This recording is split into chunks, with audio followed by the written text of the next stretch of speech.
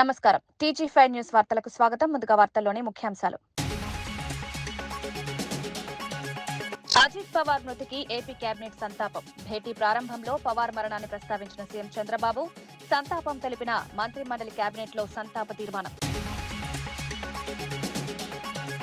వికసిత్ భారత్ కు 2026 పునాది సంవత్సరమన్న రాష్ట్రపతి ముర్ము పార్లమెంట్ బడ్జెట్ సమావేశాలు ప్రారంభం. ఉభయ సభలను ఉద్దేశించి ప్రసంగించిన రాష్ట్రపతి ద్రౌపది ముర్ము ఫిబ్రవరి 1న కేంద్ర బడ్జెట్, ఈ నెల 29న ఆర్థిక సర్వే ప్రవేశపెట్టనున్న నిర్మల. జనసేన ఎమ్మెల్యే అరవ శ్రీధర్పై మహిళా లైంగిక ఆరోపణలు రేపు చేసి 5 సార్లు అబార్షన్ చేయించాడని ఫిర్యాదు. ఆరోపణలు అవాస్తవం, రాజకీయ కుట్రేనన్న ఎమ్మెల్యేపై కేసు నమోదు చేసిన పోలీసులు.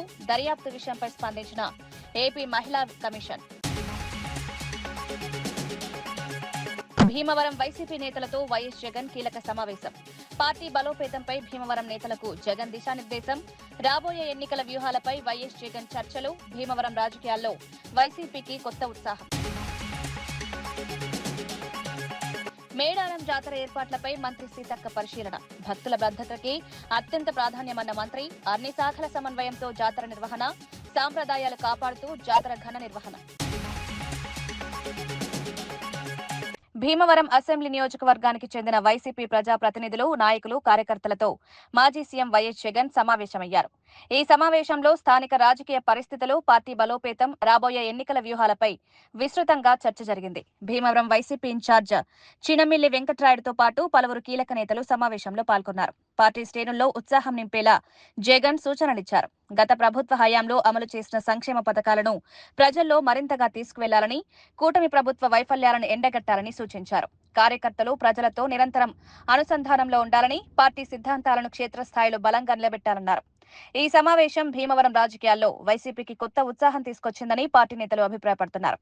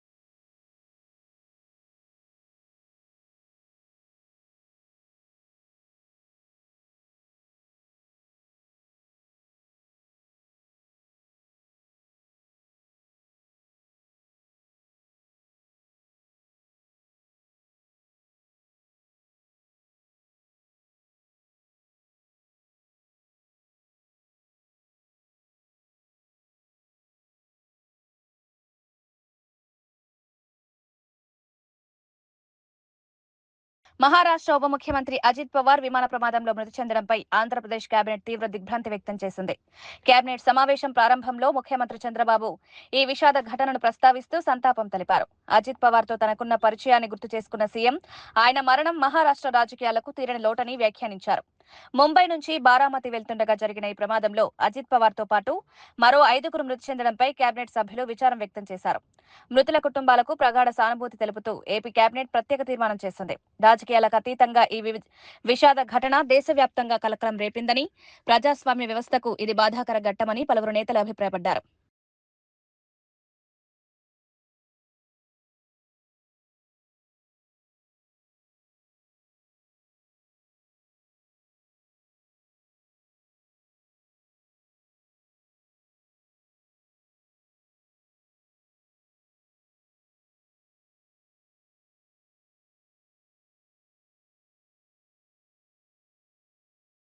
పాక్ ఉగ్రస్థావరాలపై గతేడాది చేపట్టిన ఆపరేషన్ సింధూర్ భారతదేశ శౌర్యానికి నిదర్శనమని రాష్ట్రపతి ద్రౌపది ముర్ము పేర్కొన్నారు.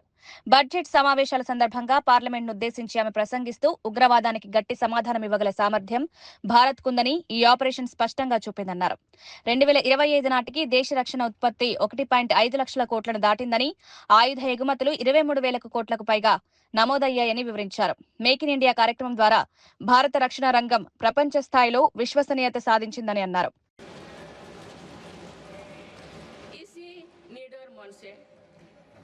इसी भावना से देश की सुरक्षा सुनिश्चित कर सकते हैं। भारत ने सिद्ध किया है कि शक्ति का प्रयोग उत्तरदायित्व और विवेक के साथ किया जा सकता है। ऑपरेशन सिंदूर से विश्व ने भारतीय सेना का शौर्य और पराक्रम देखा। हमारे देश ने अपने संसाधनों के बल पर आतंकियों के अड्डे को ध्वस्त कर दिया है। मेरी सरकार ने कड़ा संदेश दिया है कि भारत पर किसी भी आतंकी हमले का जवाब दृढ़ और निर्णायक होगा। सिद्धू जोल समझौते को स्थगित किया जाना भी आतंकवाद के विरुद्ध हमारी लड़ाई का हिस्सा है। देश की रक्षा व्यवस्था को और मजबूत बनाने के लिए मिशन सुदर्शन चक्र पर भी काम हो रहा है। డిప్యూటీ సీఎం పవన్ కళ్యాణ్ నీతి కబుర్లు చెప్తుండడం సరైంది కాదని మాజీ మంత్రి బొత్స సత్యనారాయణ విమర్శించారు. టీడీపీ ఎంపీ నందమూరి బాలకృష్ణ అల్లుడు భరత్ పై ఉన్న భూదోపిడీ ఆరోపణలపై పవన్ కళ్యాణ్ స్పందించాలని డిమాండ్ చేశారు. ప్రజల్లో నైతికత విలువల గురించి మాట్లాడే నాయకులు ముందు తమ పార్టీ నేతలపై వచ్చిన ఆరోపణలకు సమాధానం చెప్పాలన్నారు. భూదోపిడీ వంటి అంశాలపై నిష్పక్షపాత విచారణ జరగాలని, ప్రజాస్వామ్యంలో ప్రశ్నించడమే హక్కు అని బొత్స పేర్కొన్నారు. ఈ వ్యాఖ్యలు ఏపీ రాజకీయాల్లో మరోసారి చర్చకు దారితీశాయి. ఇది సుప్రీంకోర్టు జడ్జిమెంట్కి వ్యతిరేకంగా ఉందని చెప్పారు. దాంతోపాటు ఇది అన్యాయం అని చెప్పారు. ఈ రకమైన 5,000 కోట్ల భూమిని చంద్రబాబు నాయుడు వారి కుటుంబ సభ్యులు చేయడం చాలా అన్యాయము, దుర్మార్గం అని చెప్పి ఇది కాబట్టి ఇవాళ మొదటి విడతగా మేము ఇచ్చాం. ఇంకా రేపు వచ్చి సైట్ విజిట్ కూడా వెళ్తున్నాం. ఎల్లుండు మరి కౌన్సిల్లో వచ్చి మళ్ళీ దీన్ని రీటెస్ట్ చేస్తాం, అడుగుతాం. వాళ్ళు కానీ దాన్ని చేసుకుంటే సరే, లేకపోతే కౌన్సిల్లో పోరాటం చేస్తాం. ఇంకా ముందుకెళ్తే దీని మీద కార్యాచరణ కూడా రూపొందిస్తాం. భారతీయ జనతా పార్టీ కానీ జనసేన పార్టీ కానీ ఆ పార్టీ వైఖరిని చెప్పాలి. వాళ్ళ పార్టీ వైఖరిని చెప్పాలి. వాళ్ళు దీన్ని సమర్థిస్తున్నారా? ఈ దోపిడీలో భాగస్వాములు అవుతారా? లేదు, ఇది తప్పు అని చెప్పి వాళ్ళు వచ్చి దీన్ని వ్యతిరేకిస్తారా? వాళ్ళ తాలూకు వైఖరిని కూడా చెప్పాలి. చెప్తాడు డిప్యూటీ సీఎం ఉన్న పవన్ కళ్యాణ్ గారు, మీరు ఏం చెప్తారు దీని మీద? నీతి కబుర్లు చెప్తుంటారు కదా, నీతి మాటలు చెప్తుంటారు కదా. మరి ఇది నీతా, ఇది అవినీతా? 5,000 కోట్ల విలువైన 54.79 ఎకరాల ప్రభుత్వ భూమిని గీతం విద్యా సంస్థలకు కేటాయించడంపై వైసీపీ తీవ్రంగా స్పందించింది. ఈ భూ కబ్జా చర్యను వెంటనే నిలిపివేయాలని వైసీపీ నేత కేకే రాజు డిమాండ్ చేశారు. ఈ భూమి కేటాయింపు వెనుక భారీ అవినీతి, రాజకీయ ఒత్తిళ్లు ఉన్నాయని ఆరోపించారు. భూమి వ్యవహారంలో పారదర్శకత లేకపోతే ప్రజల్లో అనుమానాలు పెరుగుతాయని, ప్రభుత్వం తక్షణమే వివరణ ఇవ్వాలని కోరారు. ఈ నిర్ణయం రద్దయ్యే వరకు వైసీపీ పోరాటం కొనసాగిస్తుందని స్పష్టం చేశారు.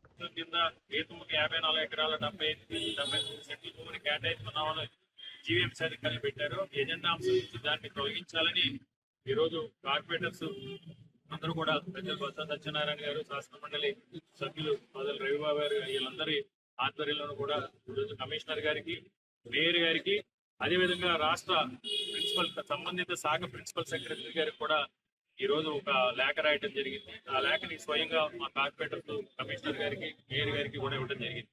ఏదేమైనా మీడియా మిత్రుల ద్వారా అందరినీ కూడా విజ్ఞప్తి చేసేది ఏంటంటే, ముఖ్యంగా ఈ ప్రాంతంలో ఉన్న మేధావులు కానీ, విద్యావంతులు కానీ, న్యాయవాదులు కానీ, ఉత్తరాంధ్ర అభివృద్ధిని కాంక్షించే ప్రతి ఒక్కరూ, విశాఖపట్నాన్ని ప్రేమించే ప్రతి ఒక్కరూ చంద్రబాబు నాయుడు గారు పూర్తిగా ఈ ప్రాంతం మీద వివక్ష చూపిస్తున్నారు. అమరావతి అంటే ఆయనకి దత్తపుత్రిక, విశాఖపట్నం అన్నా, ఉత్తరాంధ్ర ప్రాంతం అన్నా ఆయనకి సమితి ప్రేమ. 2014 నుంచి 2019 వరకు ఏ విధంగా అయితే అమరావతి పేరుతో ఈ ప్రాంతాన్ని పెట్టుబడులు రాకుండా అడ్డుకట్ట వేసి ఈ ప్రాంత అభివృద్ధిని ప్రశ్నార్థకం చేసి ఈ ప్రాంతానికి నష్టం చేశారో, అదే విధంగా ఈ రోజు నాటకీయంగా పెట్టుబడుల పేరుతో ఈ ప్రాంతంలో ఉన్న వేలాది కోట్ల రూపాయల భూములన్నింటినీ కూడా చంద్రబాబు నాయుడు బినామీలకి, దబేదారులకి, రియల్ ఎస్టేట్ కంపెనీలకి దారదత్తం చేసి ఈ ప్రాంత ప్రజల్ని మరొకసారి మోసగించే ప్రయత్నం చేస్తున్నారు. కాబట్టి మనందరం కూడా ఈ గీతంకు సంబంధించిన 50 ఎకరాలు, 54 ఎకరాలు, 78 సెంట్లు ఆ బదలాయింపుని ఆపే వరకు కూడా వైఎస్ఆర్ కాంగ్రెస్ పార్టీని కార్యాచరణ రూపొందించుకుని పోరాటం చేయబోతాం. మహాత్మా గాంధీ జాతీయ గ్రామీణ ఉపాధి హామీ పథకం నుంచి గాంధీ పేరు తొలగించాలన్న కేంద్ర ప్రభుత్వ ప్రయత్నాలపై కాంగ్రెస్ నేత చనగాని దయాకర్ తీవ్రంగా స్పందించారు. గాంధీ పేరు తొలగిస్తే అది ప్రజాస్వామ్యంపై దాడితో సమానమని వ్యాఖ్యానించారు. బీజేపీ రాజకీయ ద్వేషంతో చరిత్రను వక్రీకరించే ప్రయత్నం చేస్తోందని విమర్శించారు. దేశవ్యాప్తంగా ఈ నిర్ణయానికి వ్యతిరేకంగా పోరాటం చేస్తామని హెచ్చరించారు. ఉపాధి హామీ పథకాన్ని బలహీనపరచడం ద్వారా పేదల జీవితాలతో ఆటలాడుతున్నారని మండిపడ్డారు. అవసరమైతే ఉద్యమ స్థాయిలో పోరాటం చేపడతామని స్పష్టం చేశారు. జాతీయ ఉపాధి హామీ పథకం దాదాపు 200 జిల్లాల్లో మొదటిగా ప్రారంభించి దేశవ్యాప్తంగా అన్ని జిల్లాల్లో అన్ని గ్రామాలలో ఈ పథకాన్ని మనం తీసుకెళ్లడం జరిగింది. దాదాపు 2005లో ఈ దేశంలో 12 కోట్ల మంది పేదలు మహిళలకు లబ్ధి చేకూరింది. కాబట్టి ప్రియమైన మహిళలారా, అక్కలారా, చెల్లెలారా అందరికీ కూడా ఈ పథకం యొక్క ఉద్దేశం ఇవాళ బీజేపీ నరేంద్ర మోడీ ఒక కుట్ర చేసి మహాత్మా గాంధీ మహాత్ముడి పేరు తొలగించి ఒక రామ్జీ అనే పేరును పెట్టి ఈ యొక్క పథకాన్ని నీరుగార్చే ప్రయత్నం జరుగుతూ ఉంది. దయచేసి ఆలోచన చేయాలి. ఎందుకు ఆలోచన చేయాలంటే రోజు మహిళలందరూ ఇవాళ thumbnail పెట్టాలి, ఇవాళ మొత్తం కూడా హై టెస్ట్ పెట్టాలి. దీన్ని నీరుగార్చే ప్రయత్నం జరుగుతుంది. రాష్ట్రాల పైన భారం వేసి ఈ యొక్క జాతీయ ఉపాధి హామీ పథకాన్ని నీరుగార్చే ప్రయత్నం జరుగుతూ ఉంది. కాబట్టి గమనించాలి. ఆనాడు సోనియా గాంధీ గారి నాయకత్వంలో ఏదైతే ఈ దేశంలో మహాత్మా గాంధీ జాతీయ ఉపాధి గ్రామీణ పథకం పెట్టామో అదే పేరును కొనసాగించాలి.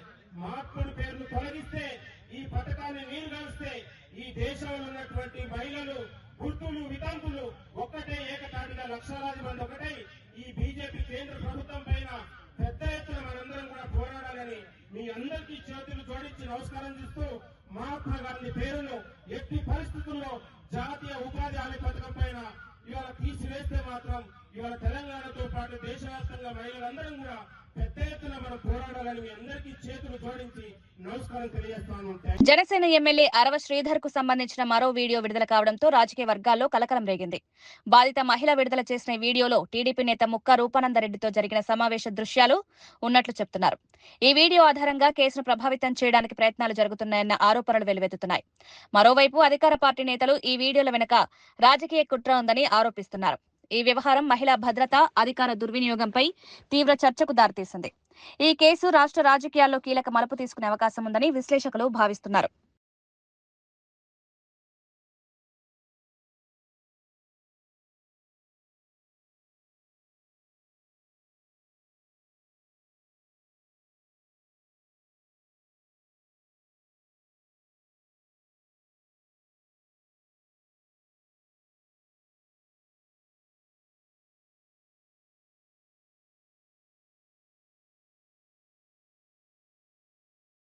వెంకటగిరి మున్సిపాలిటీలో అక్రమ నిర్మాణాల అంశం రాజకీయ వేడిని రాజేస్తోంది. గణతంత్ర వేడుకల్లో ఎమ్మెల్యేకు తగిన గౌరవం ఇవ్వలేదని టీడీపీ నేతలు ఆరోపిస్తుండగా వైసీపీ నేతలు ఘాటుగా కౌంటర్ ఇస్తున్నారు. రుషికొండలో జరిగిన అక్రమ నిర్మాణాల విషయాన్ని గుర్తు చేస్తూ అక్కడ మౌనం పాటించిన వారు ఇప్పుడు నీతులు చెప్తున్నారని విమర్శించారు. ప్రజల ఆస్తులు, ప్రభుత్వ భూముల పరిరక్షణ అంశం ఇప్పుడు రాజకీయంగా ఆయుధంగా మారిందని విమర్శకులు చెప్తున్నారు. మున్సిపల్ ఎన్నికల వేళ ఈ వివాదం ఓటర్లపై ప్రభావం చూపే అవకాశం ఉందని అంచనా వేస్తున్నారు. అధికారులు చట్ట ప్రకారం వ్యవహరించాలని ప్రజలు కోరుతున్నారు. ఒక ప్రభుత్వం గురించి ఇంకొక ప్రభుత్వం గురించి అది కాదు. మన వెంకటగిరి నియోజకవర్గం ప్రతినిధికి గౌరవం ఇచ్చేది నేర్చుకోండి.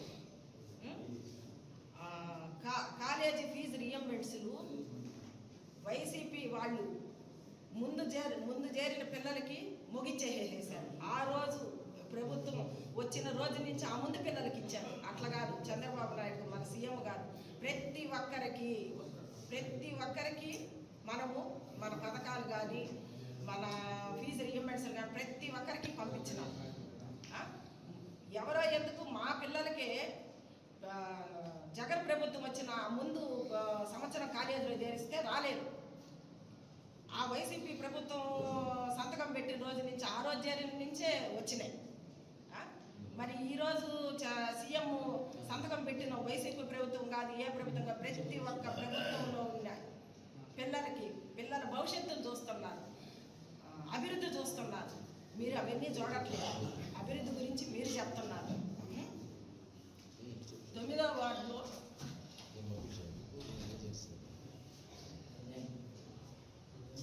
బాలయ్య గారు చెప్తున్నారు.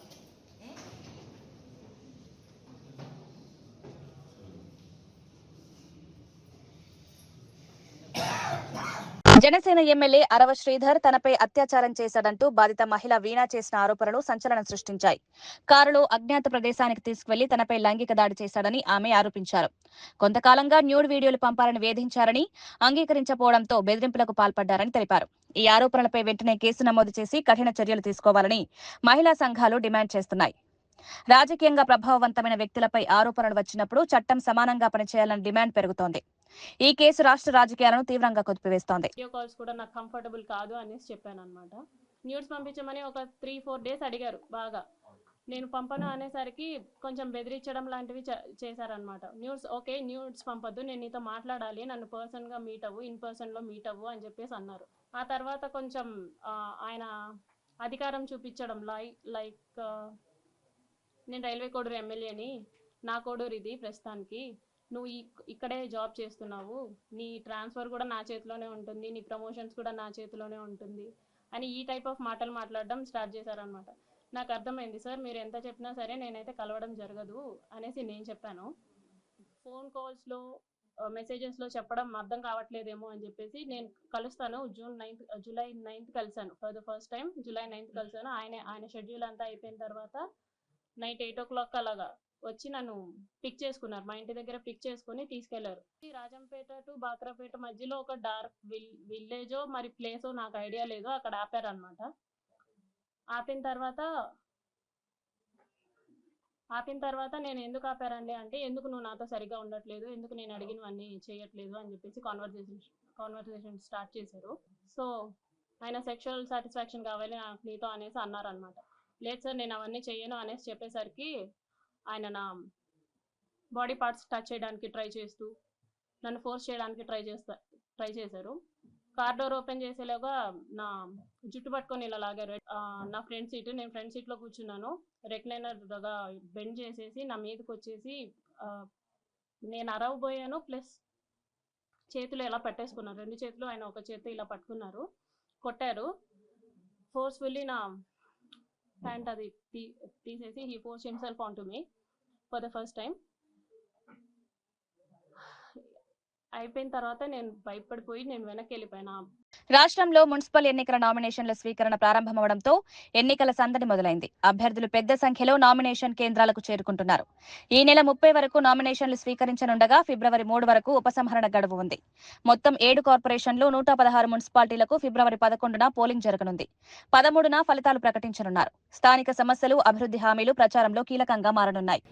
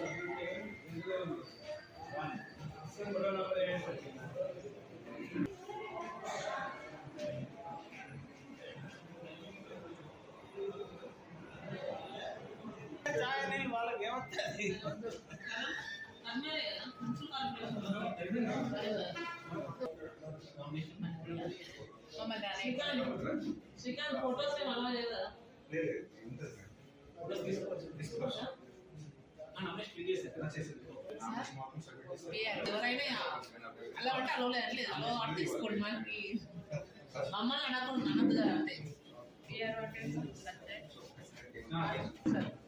పిఆర్ఓ మున్సిపల్లోనా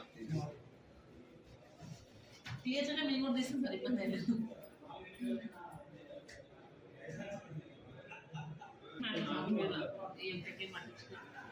మాకంటే ఖాళీ ఉన్నాను అమ్మి కొడుమని. తిరుమల శ్రీ వెంకటేశ్వర స్వామివారిని తమిళ ప్రముఖ నటుడు ధనుష్ కుటుంబ సమేతంగా దర్శించుకున్నారు. బుధవారం ఉదయం తోమాల సేవలో ఆయన తన కుమారులు యాత్రారాజ్, లింగరాజ్లతో కలిసి పాల్గొని స్వామివారిని భక్తి శ్రద్ధలతో దర్శించుకున్నారు. దర్శనానంతరం రంగనాయకుల మండపంలో వేద పండితుల వేదాశీర్వచనం అందజేశారు. నటుడిగా విస్తృత గుర్తింపు ఉన్న ధనుష్ భక్తి శ్రద్ధలతో స్వామివారి సేవలో పాల్గొనడం భక్తుల్లో విశేష ఆకర్షణగా నిలిచింది. సినీ రంగంలో బిజీగా ఉన్నప్పటికీ ఆధ్యాత్మికతకు సమయం కేటాయించడం యువతకు నిదర్శనంగా నిలుస్తోందని భక్తులు అభిప్రాయపడ్డారు. ఈ సందర్భంగా ఆలయ పరిసరాలు పరిసరాల్లో భద్రతను కట్టుదిట్టం చేశారు.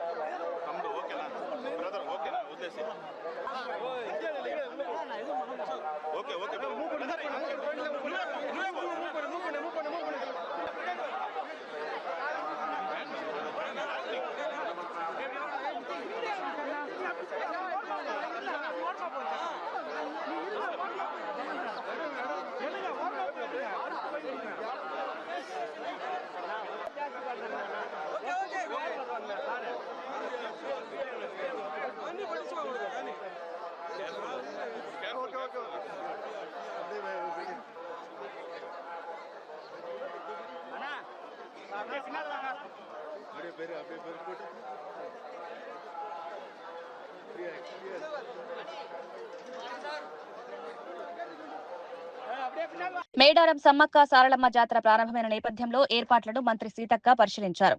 జాతర మొదటి రోజున భక్తులకు ఎలాంటి ఇబ్బందులు కలగకుండా అన్ని శాఖలు సమన్వయంతో పనిచేస్తున్నాయని మంత్రి తెలిపారు. భక్తులకు భద్రతే ప్రభుత్వానికి అత్యంత ప్రాధాన్యమని పేర్కొన్నారు. జాతరకు వచ్చే లక్షలాది మంది భక్తుల సౌకర్యార్థం అదనపు సిబ్బందిని నియమించినట్లు తెలిపారు. ఎలాంటి అపార్థాలు తలెత్తకుండా సమాచార కేంద్రాల ద్వారా భక్తులకు మార్గనిర్దేశం చేస్తున్నామన్నారు. మేడారం జాతర తెలంగాణ గౌరవానికి ప్రతీక అని, సాంప్రదాయాలను కాపాడుతూ ఘనంగా నిర్వహించడమే లక్ష్యమని మంత్రి సీతక్క స్పష్టం చేశారు. జనము మరి అన్ని దారులు మేడారం వైపుకే వస్తున్నాయి. అందరూ కూడా ఇప్పటికే మనకు బుధవారం, బేస్తవారం, శుక్రవారం ఉండే రాగా క్రౌడ్ ఈ రోజు ఉంది. మరి వీళ్ళందరినీ కూడా అన్ని రకాల ఏర్పాట్లు చేసినాము. ఎలాంటి ఒత్తిడి లేదు. అందరి క్యూ లైన్లు కూడా చాలా బాగున్నాయి. ఎక్కడికక్కడ డ్రింకింగ్ వాటర్ ఫెసిలిటీస్ కూడా ఇచ్చినాము. మరి షెడ్స్ కూడా ఇచ్చినాం. బయట కొద్దిగా ఒక పావుగంట, అర్ధగంట ఏమన్నా లేట్ అయినా కూడా నీడలో ఉండేటట్టుగా. అదేవిధంగా మరి ఈరోజు సాయంత్రము 5 గంటలకు కన్నెపల్లి నుంచి సారలమ్మ, నిన్ననే పగడిద్దరాజు పునుగోల నుంచి బయలుదేరిండు. ఇప్పుడు గోవిందరాజు కూడా కొండాయి నుంచి బయలుదేరి మరి ఊర్లో మేడారం గ్రామంలో ఉన్న మినీ చిన్న గుడి సారమ్మ గుడిలోకి వచ్చి అందరు దేవుళ్ళు అలాయి బలాయి తీసుకొని ఆడ దేవుడి సన్నిధిలో జరగాల్సినటువంటి కార్యక్రమాలను చేసుకొని మరి సాయంత్రం 6 గంటలకు లోపు ఇక్కడ గద్దెల మీదకి సారలమ్మ, పగడిద్దరాజు, గోవిందరాజు ఎక్కబోతున్న సందర్భంగా లక్షలాది మంది భక్తుల యొక్క హర్షధ్వానాల మధ్య మరి ఆ దేవుళ్ళు ప్రజల మధ్యకు వస్తున్నారు. 2 సంవత్సరాల వనవాసం నుంచి జనవాసంలోకి వస్తున్నారు. ఇది మహాఘట్టం. మనం అందరం ఎదురు చూసేది ఈ మహాఘట్టం కోసమే. మళ్ళా 2 ఏళ్ల తర్వాతనే ఈ యొక్క గొప్ప అవకాశం మనకు దర్శించుకునే అవకాశం దక్కుతుంది. కాబట్టి అందరూ కూడా కుటుంబ సమేతంగా మరి మంచి వికారాబాద్ జిల్లా బంట్వారం మండలం యాచారంలో చోటు చేసుకున్న ఘటన రాష్ట్రాన్ని షాక్ కు గురిచేసింది. సంగారెడ్డిలో నర్సుగా పనిచేస్తున్న సురేఖ అనే యువతి తన తల్లిదండ్రులు దశరథ్, లక్ష్మిలను విష ఇంజెక్షన్ ఇచ్చి హత్య చేసినట్లు పోలీసులు గుర్తించారు. ప్రేమ వివాహానికి అడ్డుగా ఉన్నారని భావించి ఈ ఘాతకానికి పాల్పడినట్లు విచారణలో తేలింది. కెటమైన్ ఇంజెక్షన్ ఇచ్చి వారు స్పృహ కోల్పోయారని నమ్మించే ప్రయత్నం చేసినప్పటికీ పోలీసుల లోతైన విచారణలో నిజం బయపడింది. ఈ ఘటన స్థానికంగా తీవ్ర కలకలం రేపింది. తల్లిదండ్రులే పిల్లల భవిష్యత్తు కోసం కష్టపడతారని, అలాంటి వారిపై కూతురు చేసుకోవడం అత్యంత విషాదకరమని ప్రజలు ఆవేదన వ్యక్తం చేస్తున్నారు. నిందితురాల్ని అదుపులోకి తీసుకున్న పోలీసులు చట్టపరమైన చర్యలు చేపట్టారు. రాత్రి ఇంటి దగ్గరికి వచ్చిన తర్వాత వాళ్ళ అమ్మ అన్నం వండి పెట్టిన తర్వాత, అమ్మ నీకు ఒంటి నొప్పులు ఉన్నాయి కదా, నేను డాక్టర్ని అడిగి మత్తు ఇంజక్షన్లు తెచ్చాను, నీకు మత్తు ఇస్తా అని చెప్పేసి వాళ్ళ మదర్కు ఇంజక్షన్ ఇవ్వడం జరిగింది. ఇంజక్షన్ డోస్ కంటే ఎక్కువ డోస్ ఇస్తే ఇమీడియట్గా క్షణాల్లో చనిపోతారని తెలిసి ఆమెకు నాలెడ్జ్లో ఉన్నది కాబట్టి వాళ్ళ మదర్కు ఇంజక్షన్ ఇవ్వగానే ఇమీడియట్గా పడుకున్నది. ఆ సమయంలో వాళ్ళ తండ్రి ఇంటి బయట చలి కాగడం జరుగుతున్నది. కొద్దిసేపటి తర్వాత వాళ్ళ నాన్న ఇంట్లోకి నక్కలి దశరథం ఇంట్లోకి వచ్చి ఏమైందని అడగగా, అమ్మ అన్నం తిని పడుకున్నది నాన్న, నొప్పులు లేస్తున్నాయి అంటే ఇంజక్షన్ ఇచ్చినా పడుకున్నదని చెప్పారు. తర్వాత నాన్న నీకు కూడా నడుముల నొప్పులు ఉన్నాయి కదా, నీకు కూడా డాక్టర్ని అడిగి ఇంజక్షన్ తెచ్చినా అని చెప్పి ఈమె పథకంలో భాగంగా వాళ్ళ నాన్నకు కూడా ఇంజక్షన్ ఇవ్వడం ఇమీడియట్గా చనిపోయి అలా మదర్ మీద పడడం జరిగింది. ఆ తదుపరి ఆమెకు భయానికి లోనై వాళ్ళ అన్నకు ఫోన్ చేసి, అమ్మ నాన్నలు ఇట్లా చనిపోయినారు, నాకు భయం వేస్తుంది రా అని చెప్పారు. వాళ్ళ అన్న వచ్చి చూసిన తర్వాత వాళ్ళ చుట్టుపక్కల వాళ్ళందరూ కూడా వచ్చి మర్పల్లి హాస్పిటల్ తీసుకుపోయి అక్కడ చనిపోయినారు అని తెలిసింది. దీని మీద లోతుగా విచారం చేయడానికి ప్రేమ పెళ్లికి తల్లిదండ్రులు నిరాకరించారు. నేను ఎట్లాగైనా పెళ్లి చేసుకోవాలి, అతను లేకపోతే నేను ఉండలేను అని చెప్పేసి వీళ్ళని అడ్డు తొలగించుకుంటే కానీ నా పెళ్లి కాదన్న ఉద్దేశంతో వాళ్ళ తల్లిదండ్రులకు విషప్రయోగం చేసి వాళ్ళని చంపినది. ఈ కేసులో త్వరతరిగా 3వ రోజే కేసుని డిటెక్ట్ చేసిన మా దరూర్ సిఐ గారికి మరియు బంటువారం ఎస్ఐ మా సిబ్బంది అందరికీ కూడా వికారాబాద్ మా సబ్ డివిజన్ తరఫున అందరికీ కూడా కృతజ్ఞతలు. సర్వేరాళ్లపై జగన్ బొమ్మ వేసి 700 కోట్ల మేర ప్రభుత్వ నిధులు దోచుకున్నారంటూ కడప టీడీపీ ఎమ్మెల్యే రెడ్డప్పగారి మాధవిరెడ్డి తీవ్ర ఆరోపణలు చేశారు. అమరావతిలో నిర్వహించిన మీడియా సమావేశంలో ఈ అంశాన్ని ప్రస్తావించారు. భూ సర్వే పేరుతో ప్రజాధనాన్ని దుర్వినియోగం చేశారని విమర్శించారు. ఈ వ్యవహారంపై సమగ్ర విచారణ జరిపించాలని డిమాండ్ చేశారు. గత ప్రభుత్వ హయాంలో జరిగిన అక్రమాలన్నీ బయటకొస్తున్నాయని, ప్రజలు నిజాలను గమనిస్తున్నారని వ్యాఖ్యానించారు. వైసీపీ నేతల నుంచి దీనిపై స్పందన రావాల్సి ఉందని రాజకీయ విశ్లేషకులు చెబుతున్నారు. మంచి ఉద్దేశంతో ఈ యొక్క భూ రీసర్వే ప్రక్రియను మొదలుపెట్టింది.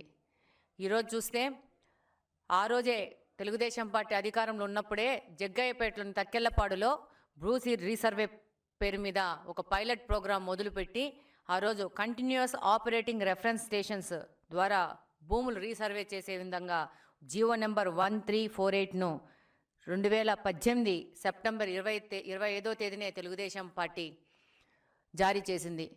2019లో ఒక దురదృష్టవశాత్తు పార్టీ ఓడిపోవడము, వైకాపా పార్టీ అధికారంలోకి రావడము, ఈ భూ సర్వేని ఒక దోపిడీ చేయడానికి, ప్రజల భూములని ఆక్రమించుకోవడానికి వాడుకొని వాళ్ళు ఒక అవకాశంగా తీసుకొని వాళ్ళు కన్నుబడ్డ ప్రతి ఒక్క భూమిని వాళ్ళు లాక్కునే ప్రయత్నం చేశారు.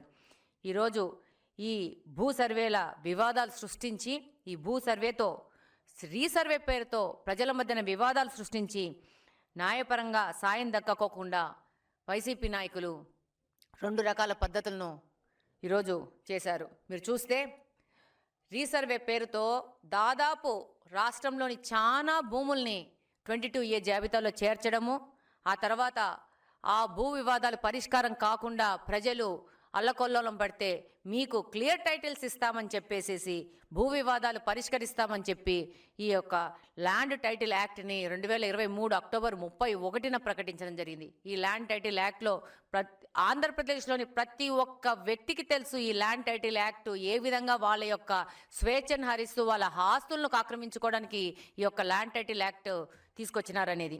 దీని ప్రకారము ఏవైనా భూమి యొక్క సమస్యలు తలెత్తితే భూ అప్పిలేటుకు పోవాల్సి ఉంటుంది అని ఈ ల్యాండ్ టైటిల్ యాక్ట్లో చేర్చి ఈ ట్రిబ్యునల్ పరిష్కారాలన్నీ ఈ ట్రిబ్యునల్ అప్పిలేట్లోకి పోయే విధంగా తయారు చేశారు. చిత్తూరు జిల్లా పుత్తూరు తిరుపతి జాతీయ రహదారిపై మాజీ మంత్రి రోజా భువన కరుణాకర్ రెడ్డి భారీ నిరసన చేపట్టారు. మహిళలపై లైంగిక దాడి ఆరోపణలు ఎదుర్కొంటున్న రైల్వే కోడూరు జనసేన ఎమ్మెల్యే అరవ శ్రీధర్ను వెంటనే అరెస్ట్ చేయాలని డిమాండ్ చేశారు. ప్లకార్డులతో రోడ్డుపై బైఠాయించి నినాదాలు చేయడంతో ట్రాఫిక్ పూర్తిగా నిలిచిపోయింది. మహిళల భద్రతపై ప్రభుత్వం నిర్లక్ష్యం చూపుతోందని రోజా ఆరోపించారు. బాధితులకు న్యాయం జరిగే వరకు పోరాటం కొనసాగుతుందని స్పష్టం చేశారు. పోలీసులు రంగంలోకి దిగి పరిస్థితిని అదుపులోకి తెచ్చే ప్రయత్నం చేశారు. ఈ ఘటన రాష్ట్ర రాజకీయాల్లో మరోసారి మహిళల భద్రతా అంశాన్ని కేంద్ర బిందువుగా మార్చింది.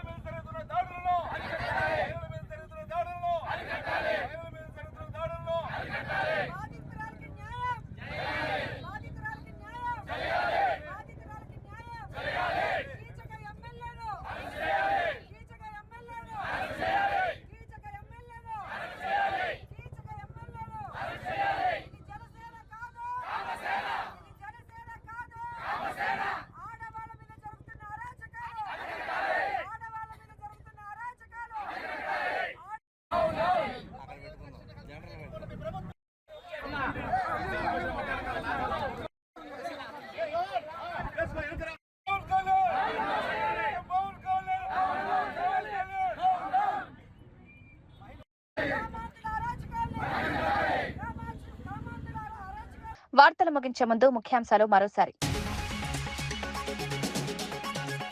అజిత్ పవార్ మృతికి ఏపీ కేబినెట్ సంతాపం. భేటీ ప్రారంభంలో పవార్ మరణాన్ని ప్రస్తావించిన సీఎం చంద్రబాబు సంతాపం తెలిపిన మంత్రిమండలి కేబినెట్ లో సంతాప తీర్మానం. వికసిత్ భారత్ కు 2026 పునాది సంవత్సరమన్న రాష్ట్రపతి ముర్ము. పార్లమెంట్ బడ్జెట్ సమావేశాలు ప్రారంభం. ఉభయ సభలను ఉద్దేశించి ప్రసంగించిన రాష్ట్రపతి ద్రౌపది ముర్ము.